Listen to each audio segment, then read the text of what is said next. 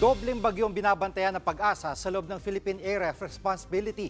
Nangunguna sa balita si News 5 weather frontliner Alvin Pura. Alvin, una sa lahat, posible bang magsanib puwersa ang bagyong Dante at Emong? Yes, Jiggy, posibleng magsanib puwersa o magsama ang dalawang bagyo. Pero ang common misconception niya na pag nagsasanib ang dalawang bagyo ay lumalakas ito. Usually, pag nagsasanib o nagsasama ang dalawang bagyo ay lumalawak lamang po ito. Hindi naman lumalakas yung kanyang center or maximum sustained winds malapit sa gitna. Kumbaga, nag-i-extend yung kanyang wind field at nagiging trap ng mas mahina or nagiging trap ng mas malakas yung mas mahinang bagyo. So, hindi siya lumalakas, mas lumalaki ang mas tamang term diyan kapag nagsasanib ang bagyo. Pero Jiggy, ito po ay posibleng magsanib pag nasa labas na ng ating Philippine Area of Responsibility kapag nandito na po yan sa may area ng Taiwan. Dahil susunod nga itong bagyong Emong sa posibleng puntahan ng bagyong Dante. Jiggy? Yung posibilidad na mag-landfall ang mga ito, ano ang nakikita nyo dito sa mga data? Okay, Jiggy, itong bagyong Dante ay hindi natin nakikitang mag-landfall. Napakalayo na po niyan sa ating landmass or kalupaan. Ito po ay nasa around 845 kilometers northeast ng extreme northern Luzon. So hindi na natin nakikita yan sumubsub pa or bumaba pa. Yan pa ay tutungo na lamang dito sa southern portion ng Japan.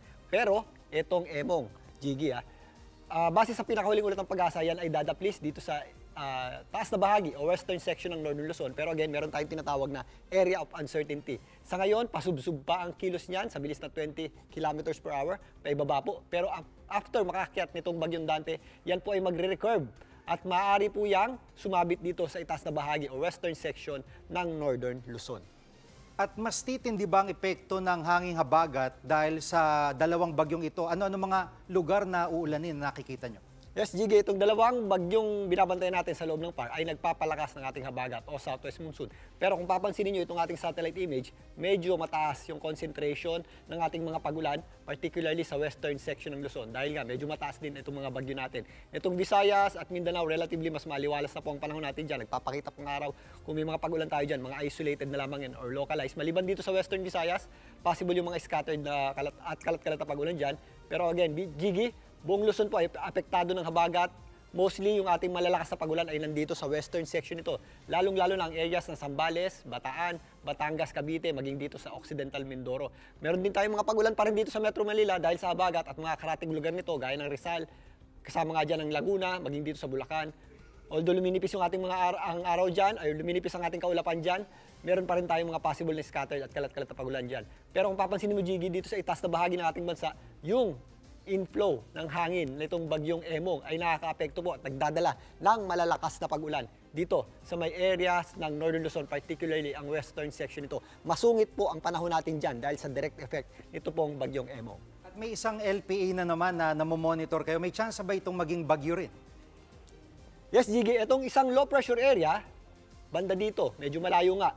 Nasa around lagpas 2,300 kilometers ang layo niyan mula sa ating landmass. Yan ay nasa labas ng ating Philippine Area of Responsibility. Ayon sa Pag-asa, nasa high o mataas ang tsansa niyang maging isang ganap na bagyo in the next 24 hours. Pero sa ngayon, hindi na natin nakikitang pumasok pa sa loob ng ating Philippine Area of Responsibility. Pero yan po ay aakyat nga, pupunta dito sa eastern section ng ating boundary line. Maaring sa susunod na linggo, diyan naman dumaloy papunta yung ating habagat or southwest monsoon. Pero hindi pa naman natin nakikitang magpalakas yan ng tuluyan sa ating habagat sa ngayon. Yan pong ulat ni News 5 weather frontliner Alvin Pura. Mga kapatid, Jiggy Manikad po, pagdating sa mahalagang balita sa loob at labas ng bansa, dapat una sa lahat, mag-follow at mag-subscribe na sa social media pages ng News 5.